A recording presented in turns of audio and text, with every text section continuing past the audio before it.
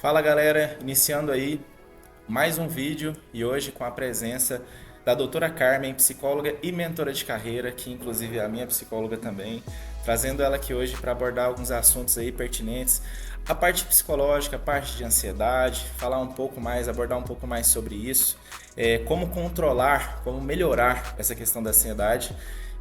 E atingir os objetivos até mesmo no esporte, não só no esporte, praticantes de musculação para a vida, mas trazendo um pouco mais para perto do fisiculturismo. Então, doutora, como que a gente pode melhorar um pouco, né, essa questão da ansiedade e tratando um pouco do atleta de fisiculturismo, ele acaba desenvolvendo toda aquela ansiedade para competir, comendo, às vezes não consegue segurar muito a onda psicológica. Que a gente pode falar um pouco sobre isso, talvez uma dica para a galera poder absorver e levar isso para a vida. Então vamos lá. Olá a todos, né? Um prazer enorme estar aqui com você, né? Muito legal. Bom, então primeiro vamos fazer o seguinte: vamos primeiro ver o que é emoção, o que são sentimentos para a gente chegar na ansiedade, né? As emoções, elas são imediatas, né? São reações que a gente tem a estímulos e imediatamente o organismo, o seu corpo reage. Bom, então você ri, você chora, né? Você grita. O que são os sentimentos? É a interpretação dessas emoções. Então, nos sentimentos, você já elabora, você já pensa, você já julga, já dá um valor. Então, as emoções são de curto prazo e os sentimentos de médio e longo prazo. Bom, aí onde que entra a ansiedade? Quando eu estou num processo de espera, né? Ou quando eu crio expectativas, ou quando eu planejo alguma coisa, eu tenho algo que é um mecanismo de sobrevivência e que é muito legal. A ansiedade é uma coisa muito boa, não é coisa ruim. A questão é quando a ansiedade, ela ultrapassa um nível, né, aonde que ela começa a nos prejudicar no nosso comportamento.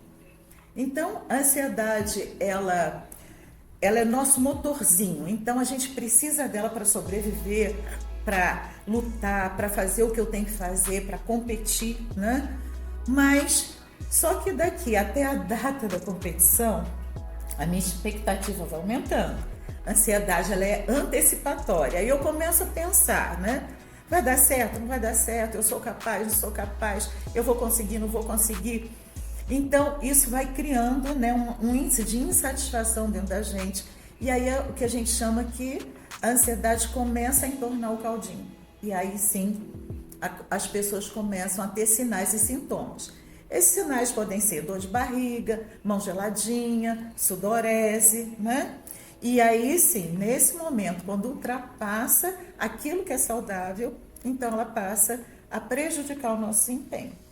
E existem então algumas ferramentas que a gente pode utilizar para tentar conter um pouco mais dessas sensações de ansiedade, ou poder equilibrar um pouco mais isso. Eu imagino que para tirar isso de vez não é algo tão simples, né? Demanda um tratamento. Mas existem algumas dicas que a gente pode usar no dia a dia?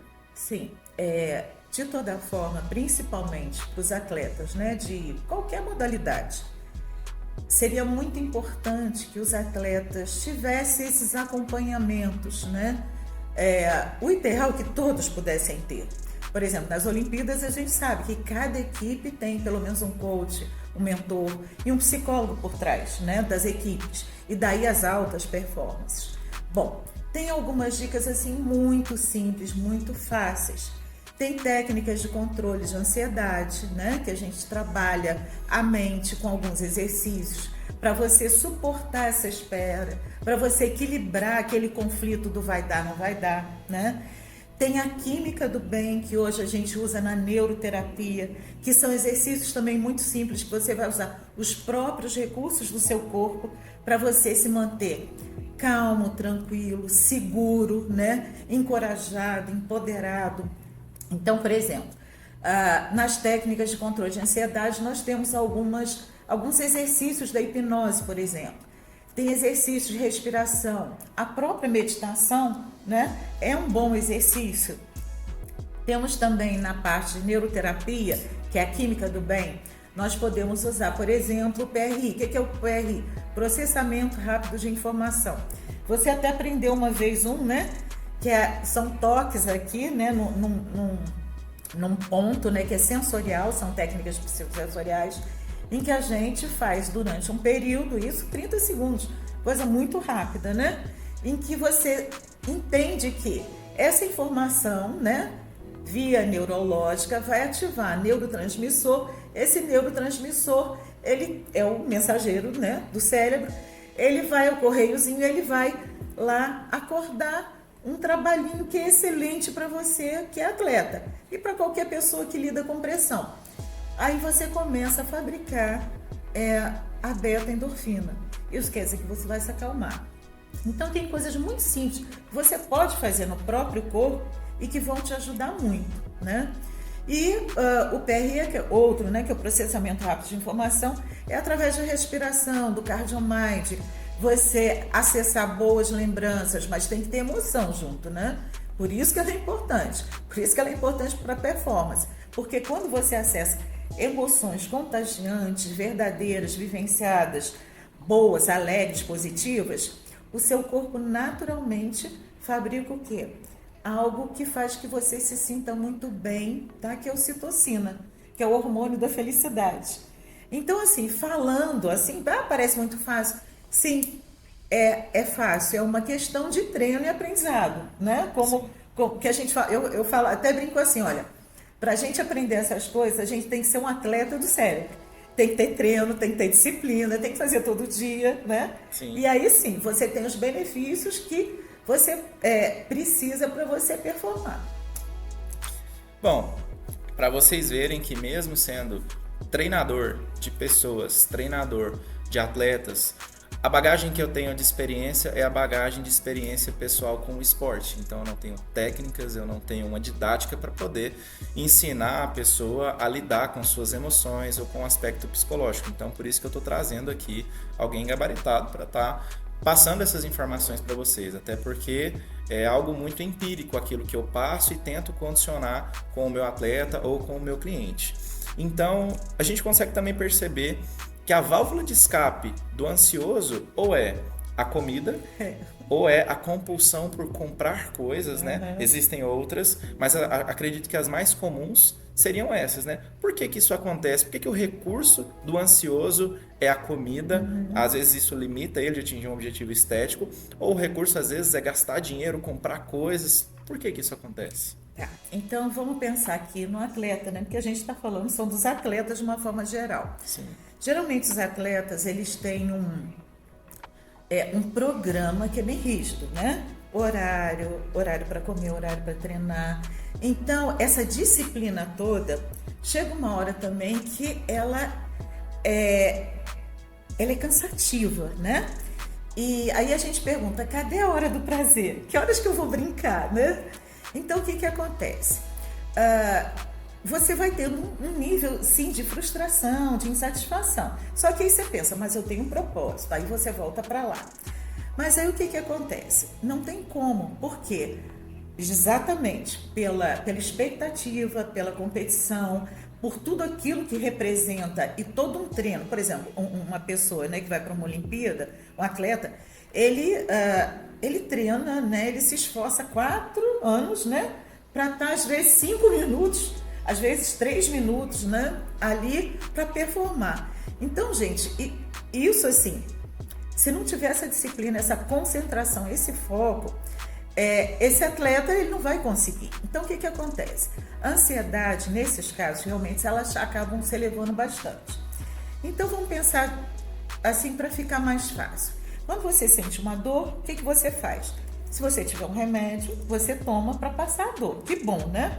Então, aí o que acontece? Se eu estou muito ansioso e ansiedade antecipatória, então aqueles pensamentos invasivos, né, na minha cabeça o tempo todo, e isso me deixa, inclusive, com mal-estar, né, sinais e sintomas, o que eu vou fazer para compensar? Eu vou para a compulsão. Por quê? Porque a compulsão é prazer. Então, olha só, comer é prazer, fumar é prazer, beber é prazer, jogar é prazer, fazer sexo é prazer, né? Então, e daí a compulsão pelo comprar, pelo comer. Porque quando eu tenho esse prazer, eu tenho um momento, mas é imediato, né? Na verdade, como ele é compensatório, então é muito pouco tempo, mas por pouco tempo eu fico com aquela sensação gostosa de bem-estar, de prazer. Isso, né, é uma falsa, né, ilusão que aquilo está me acalmando, está me deixando bem. mas é uma compensação. Na verdade, a gente tem que trabalhar o que está te deixando tão ansioso, o que está por trás disso, para a gente equalizar e equilibrar e colocar a ansiedade no nível saudável. Mas é porque é zona de prazer. É interessante dizer isso porque quando eu comecei a adquirir essa capacidade de burlar a ansiedade em relação à comida, que é algo que todos nós, em algum momento da nossa vida, vamos ter, né? Eu praticava um exercício mental sozinho, não tinha conhecimento nenhum, mas todas as vezes que antes de me tornar atleta eu comia algo fora de um cronograma de dieta, eu me sentia muito mal. Então, antes de comer, eu parava, pensava e antecipava a sensação ruim que eu ia sentir para não comer aquilo que me dava prazer. Porque o prazer era, como você falou, muito curto. Ele era uma ilusão, uma máscara, né, de uma sensação boa e que estava tudo bem, mas depois eu ia ficar mal. Então eu acabava antecipando isso. E a gente pode perceber que a ansiedade talvez seja o mal do século, né? A ansiedade e a depressão. Talvez seja o mal do século. E a gente, partindo dessa premissa de que existe essa situação psicológica, né, que é a ansiedade, qual que é a importância da terapia do psicólogo nesses conflitos pessoais? Como que o psicólogo pode atuar, né, para essa pessoa conseguir superar essa ansiedade ou talvez neutralizar ou talvez tratar isso? Então, assim, hoje eu trabalho com duas áreas, né? Eu sou psicóloga e mentora de carreira. Se você tem problemas pessoais e quem não tem, né? Por exemplo, se você está numa competição e você, ao mesmo tempo, naquele momento, você está passando por um divórcio, uma separação, que seja, alguma coisa, né? Isso não adianta, né? Isso vai interferir no seu desempenho. Então, se o problema é pessoal, relacional, então sim, eu aconselho você a buscar um psicólogo, porque ele pode te ajudar nesse momento a você superar, né, essa questão pessoal, para você estar bem, você estar com prontidão e assertividade para competir. E vai ajudar muito. Equilibrar. Na verdade, o trabalho do psicólogo é isso. É equilibrar, né? Conflito, emoção, enfim. E tem o trabalho de mentoria. O que é mentoria? Mentoria de carreira. Então, quais são os seus recursos, né? Porque tem um determinado... Vou dar um exemplo aqui, que é um case, e que é bem bonitinho e interessante. Uma amiga minha, que é psicóloga do esporte, né? Ela é carioca, eu sou carioca. E uma vez eu fui no Rio e ela me chamou. Vê se você pode me ajudar aqui num caso que eu tô tendo dificuldade. E era natação, né? Eles competiam natação. Que não era do meu clube, né? Do Fluminense, mas tudo bem. Fui dar uma ajudinha para ela. Então, aí o que aconteceu?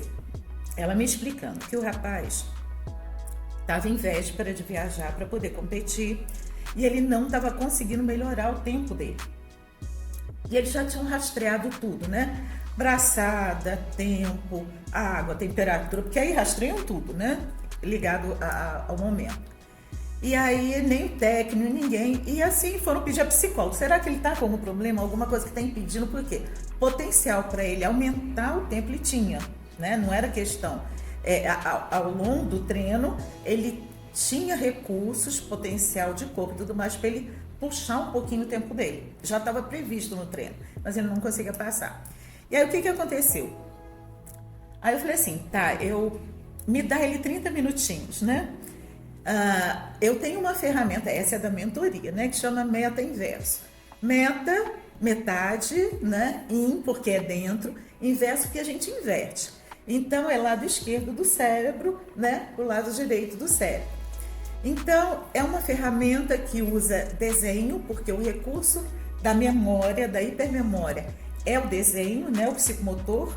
Então que a gente consegue acessar. Essa ferramenta, ela faz o desbloqueio, ela faz mudança de mindset. Então, muito rápido, pelo menos a gente consegue descobrir o que estava acontecendo. Vou resumir a história, né? Porque aqui a gente tem um tempinho.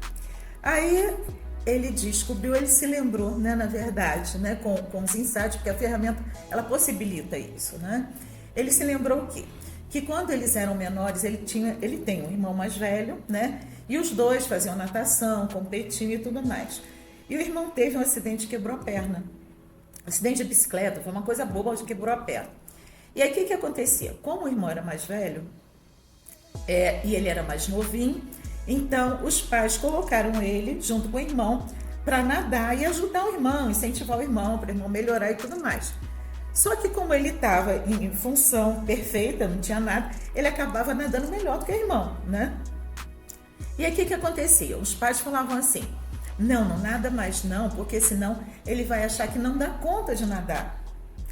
E isso foi durante todo o tempo que esse menino se recuperou e que no final das contas tinha competição, o menino não pôde ir para a competição porque estava com a perna quebrada e não deixaram o irmão ir. E desde essa época ele não se lembrava disso, aí o que acontecia? Quando ele tinha que performar, né? Lá na hipermemória dele, lá na arcaica, né? Tinha um freio que não deixava ele passar daquele tempo. Então, quando ele sentia que ele estava passando na frente de todo mundo e nadando bem, né? Ele freava. Ele não conseguia nadar mais. Ou seja, era um comando inconsciente que ele tinha, que ele não podia nadar mais do que o outro. Mas, na verdade, na cabecinha dele, ele estava revivenciando a historinha junto com o irmão. E a pessoa né? tem controle sobre isso? Não, ela não percebe, ela não vê. Ela precisa enxergar isso. E a ferramenta exatamente, ela faz isso. Ela faz a pessoa perceber. Por isso que faz a mudança de mindset. Quando ele percebeu que a questão, né, era algo em que ele vinha... Aí, claro, aí eu passei o quê? Para a psicóloga. E aí a psicóloga trabalhou com ele exatamente esse desbloqueio emocional, né? E ele performou. Porque no final das contas, o que aconteceu com os dois irmãos? O irmão mais velho acabou que parou de competir, mas o irmão mais velho era a estrela, né, da competição. E ele continuou competindo. Então ele não podia ser estrela, ele não podia ser melhor do que o irmão. E aí com o trabalho da psicóloga, né, ela trabalhou esse desbloqueio dele, e aí ele foi para a competição, ela acompanha, né, o grupo, e aí ele performou, né, e foi lá fazer o que ele tinha que fazer. Então olha só, né, o quanto que é importante o trabalho do psicólogo, né, para um atleta e para qualquer pessoa, mas aqui a gente falando de atleta, e o quanto que para o atleta isso é importante para ele conseguir, né, chegar e realizar aquele sonho. Porque o sonho de um atleta, gente, por favor, né? Eu fiz dança há muitos anos, né? Tinha grupo de dança. A gente ensaiava mesmo para dançar 1 hora. A gente sabe o quanto que é o esforço, o quanto que é o sacrifício que o atleta faz. Então, acho que o atleta merece esse cuidado, esse carinho, essa atenção. O atleta devia pensar nisso. E partindo dessa história, eu acho muito interessante a gente fazer um gancho aqui antes do próximo tópico, porque existe um preconceito muito grande, infelizmente, por parte de muitas pessoas com a área da terapia, da psicologia, né? Porque o que eu mais escuto entre amigos, conhecidos, no meu meio de trabalho, não, tem que resolver sozinho, psicólogo é frescura, psicólogo é coisa que não existe, não, vou sentar para ficar conversando com a pessoa, vou ficar só conversando. E eu trouxe você também para poder desmistificar, quebrar um pouco desse tabu. Vejam bem, essa história que ela contou agora é uma história que eu não sabia, acabei de ficar sabendo agora aqui no podcast, ao vivo, aqui na live, e ela mostrou que existem mecanismos psicológicos aí para desbloquear algo do subconsciente que a pessoa não tem controle. Ou seja, por mais que você ache que você é o fodão, que você consegue ali fazer tudo da sua cabeça, superar todos os seus problemas e que conversar com uma pessoa competente nessa área é uma frescura ou é uma coisa que não tem necessidade, agora a gente trouxe aí, eu que na realidade puxei esse gancho de um exemplo de algo do subconsciente que bloqueava aquela pessoa de atingir uma performance no esporte dela. Mas isso é um exemplo no esporte. Isso pode vir para a vida. Às vezes isso pode estar te bloqueando de ter relacionamento com outra pessoa, seja afetivo, seja um relacionamento de amizade, seja um relacionamento no seu trabalho, seja um desempenho no seu trabalho, seja um desempenho num concurso, numa prova. A gente pode trazer milhares de exemplos aqui que algo do seu subconsciente ou alguma outra situação do seu âmbito psicológico que não está no seu controle pode estar te limitando em alguma coisa na sua vida. Então, esse preconceito feito aí por outras pessoas que não acreditam na psicologia, ele deve ser, de certa forma, assim, avaliado, né, e quebrado, porque é algo que é bom. Eu faço, já tem mais de um ano, já superei muitas coisas, eu tenho um grande controle da minha ansiedade, e eu tenho exemplos vivos disso, né, no meu dia a dia, né, vamos supor, comprei um carro, vendi um carro, alguma coisa, alguns amigos perguntam, como que você tem tanta paciência de esperar? Eu não teria essa paciência, eu não conseguiria esperar desse tanto, eu já tenho que ir lá e fazer e resolver. Então isso já é um exemplo de ansiedade, é um exemplo de uma grande ansiedade.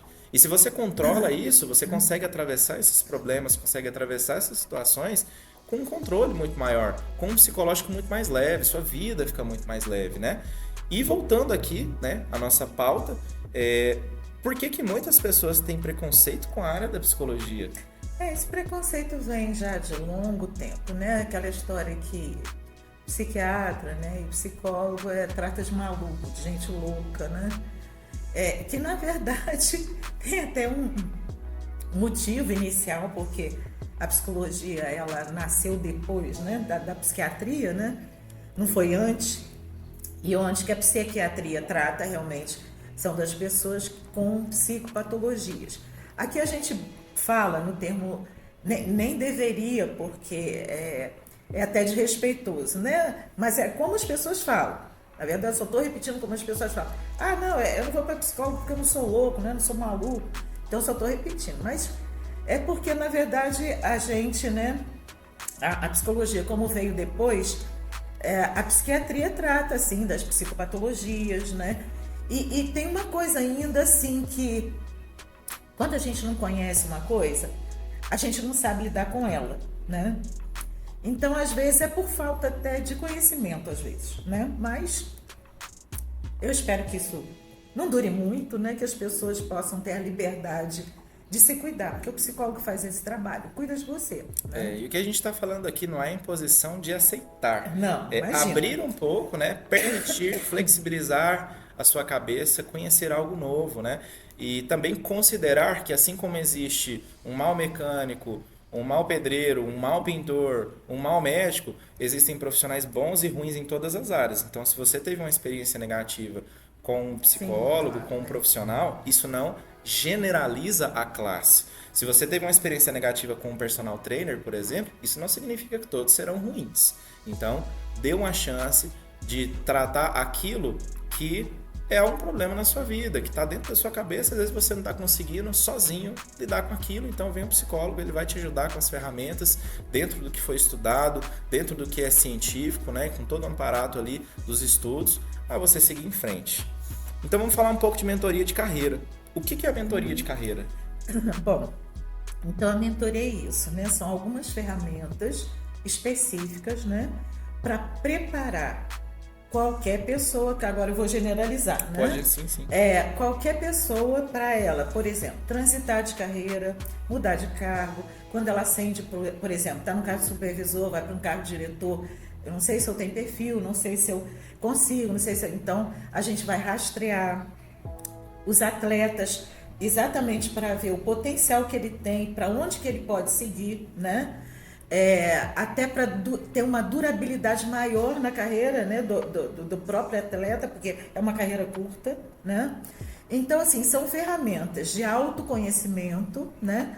São ferramentas de condução, são ferramentas em que faz análise comportamental de toda a personalidade, de todos os seus recursos e como você vai usar os seus recursos, aquilo de potencial que você tem, e aquilo que você tem dificuldade, ponto fraco, né? Aquelas competências que você não tem tão boas, mas como então você pode usar também isso como benefício, né? E se você tem um autoconhecimento, a sua chance de ter sucesso mais rápido, com maior agilidade e com maior segurança é muito maior também, né? Do que você fazer algo, andar num caminho. Se você não conhece o caminho, não sabe se você tem recursos para usar, como é que é meio que ir às cegas. Então, na verdade, é um autoconhecimento profundo que você adquire para você, então, saber se aquele caminho que você está escolhendo é o melhor caminho e é o caminho que vai te levar, de fato, ao sucesso. É esse trabalho que eu faço. Já praticamente respondi da segunda pergunta, mas eu vou perguntar ela porque de repente tem uma abordagem diferente, né? Como que a mentoria de carreira pode ajudar na performance profissional? Então, só voltando um pouquinho. Então, carreira não significa necessariamente carreira de trabalho. Pode ser a carreira de trabalho, pode ser a carreira de um atleta, pode ser a carreira de qualquer segmento que te leve a um passo à frente, a um sucesso maior, a uma conquista acima, Isso, correto? é. Então, como que a mentoria de carreira pode ajudar essa performance? Então, como eu contei o caso, né, desse rapaz, então, por exemplo, são ferramentas, né, em que, por exemplo, quando você pensa que você quer fazer algo, vou usar aqui empreender na carreira, que aconteceu muito na pandemia. Muitas pessoas ficaram desempregadas, né, e muitas pessoas tiveram que fazer algumas coisas para poder ter um ganho e sobreviver.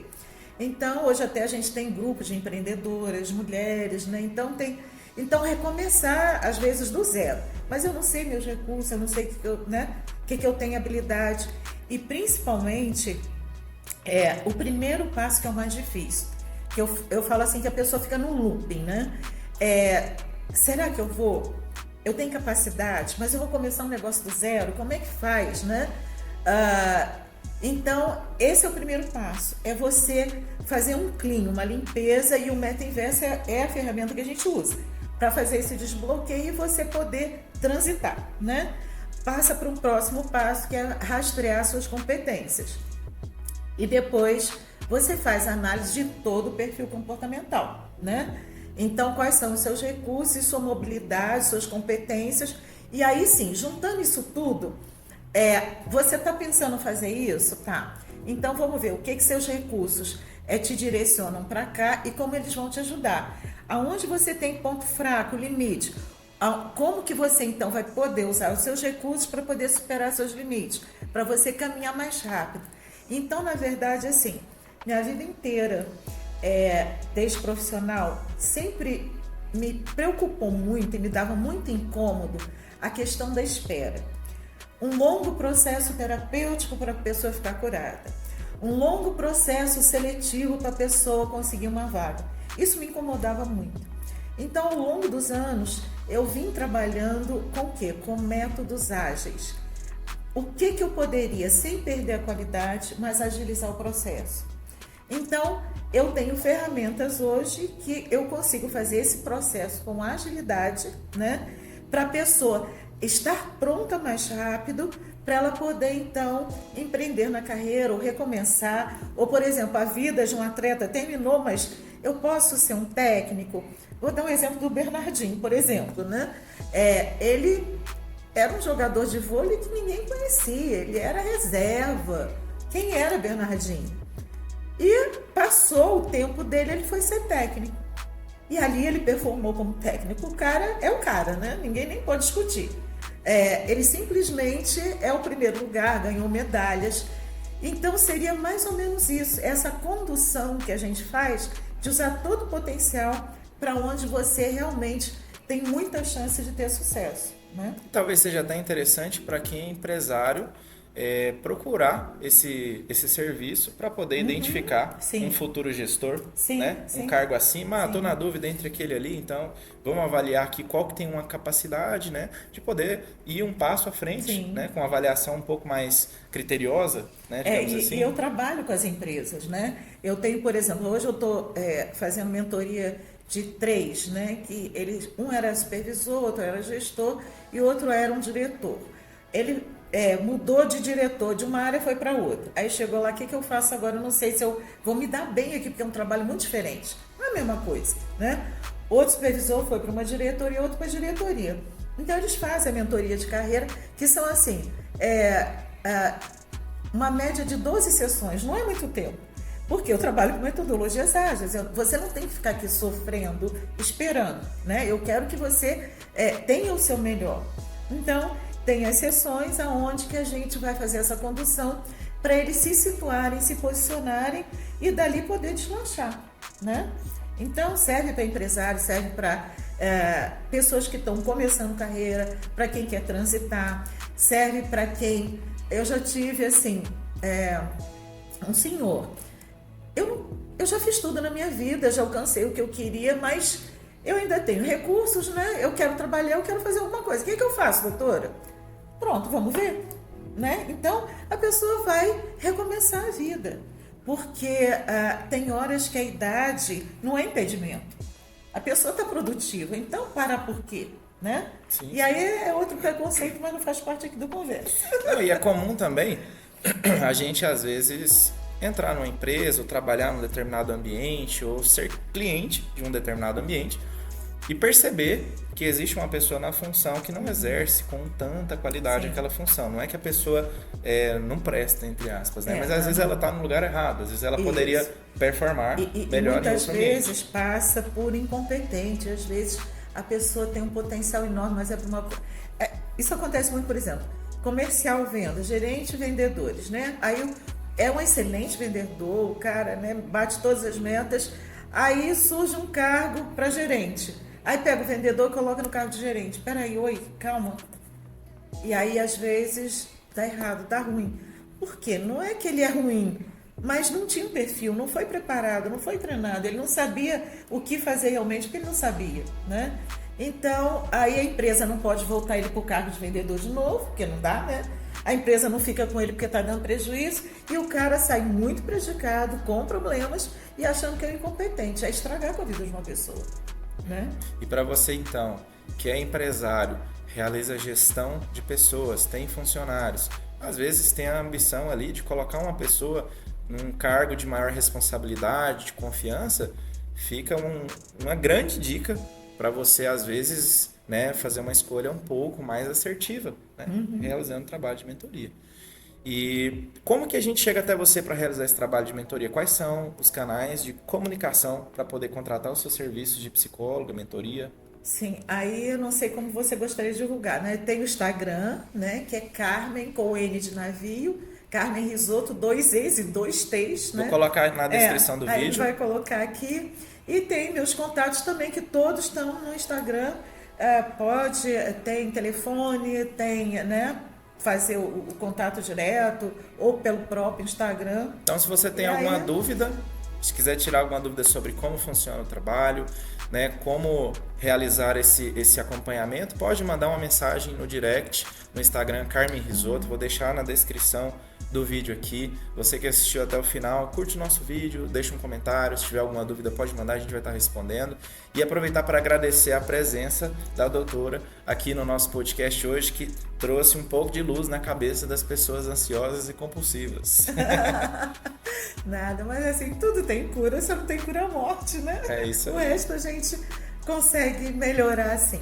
Eu é que fico super agradecida de estar tendo a oportunidade, né? Porque às vezes o espaço, principalmente com atleta, né? É tão pouquinho, é tão difícil da gente poder contar essas coisas e mostrar caminhos. Eu espero que eu tenha ajudado, né? Espero ajudar e gostaria muito que as pessoas, principalmente, né, atletas que lidam com tanta dificuldade, né, no nosso país, pensassem um pouquinho a respeito. Sabe por quê? Porque vocês merecem, né? Vocês são os nossos heróis. Então a gente gostaria muito que vocês performassem e porque eu ficaria muito orgulhosa. É isso Mas aí. agradeço demais, viu? Tamo junto. Valeu, galera. Até o próximo. Obrigado.